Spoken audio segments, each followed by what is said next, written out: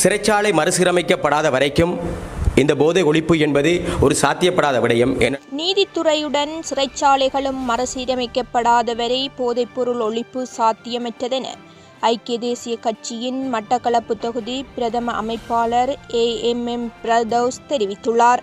நாட்டில் ஆட்சி மாற்றம் கோரி கடந்த 2 வருடங்களுக்கு முன்னர் அரகல போராட்டத்தில் ஈடுபட்டதனால் நானும் சிறையில் இருந்த அனுபவத்தை என்னால் கூற முடியும்.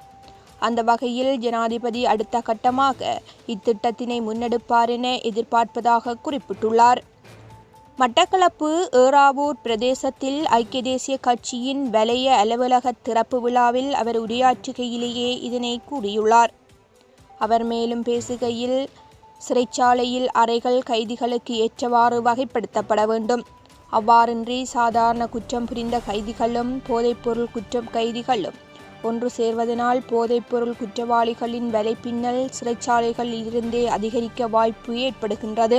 காலி பம்பலப்பிட்டிய பிரதேச சபையின் முன்னாள் உறுப்பினரும் ஐக்கிய தேசிய கட்சியின் சிரேஷ்ட உறுப்பினருமான MBM அப்ராரி இந்நிகழ்வில் பிரதம அதிதியாக கலந்து கொண்டு ஐக்கிய தேசிய கட்சியின் அலுவலகத்தை சம்பிரதாய பூர்வமாக திறந்தார்.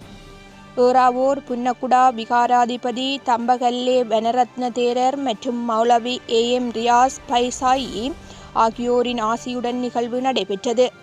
ஐக்கிய தேசிய கட்சியின் அமைப்பாளராக இருந்து அண்மையில் மரணித்த ACM கியாஸ் அவர்களுக்கான விசேட பிரார்த்தனையுடன் நிகழ்வு ஆரம்பிக்கப்பட்டது. ஏனென்றால் சிறைச்சாலை மறுசீரமைக்கப்படாத வரைக்கும் இந்த போதை ஒழிப்பு என்பது ஒரு சாத்தியப்படாத விடயம். ஏனென்றால் சிறு களவுகளிலும் பசிக்காக களவெடுப்பவனும் தற்போது இருக்கின்ற சிறைச்சாலைகளில் ஒன்றாக இந்த போதை மாஃபியாக்களோடு சேரும் பொழுது அவர்கள் பயன்படுத்தப்படுகின்றார்கள் நாட்டிலே. ஆகவே முதலாவது மறுசீரமைக்க வேண்டிய விடயம் சிறைச்சாலை.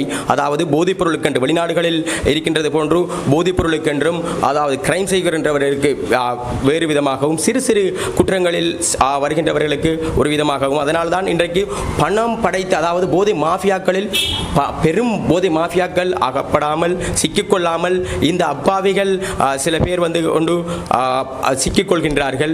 இதில் முதலாவதாக சிறைச்சாலை மறுசீரமைக்கப்பட வேண்டும். அதனூடாக தான் போதையை ஒழித்து கட்ட முடியும். ஆகவே எங்களுடைய ஜனாதிபதி அதற்குரிய தீர்மானத்தை நீதி மறுசீரமைப்பு தான் நான் நினைக்கின்றேன்.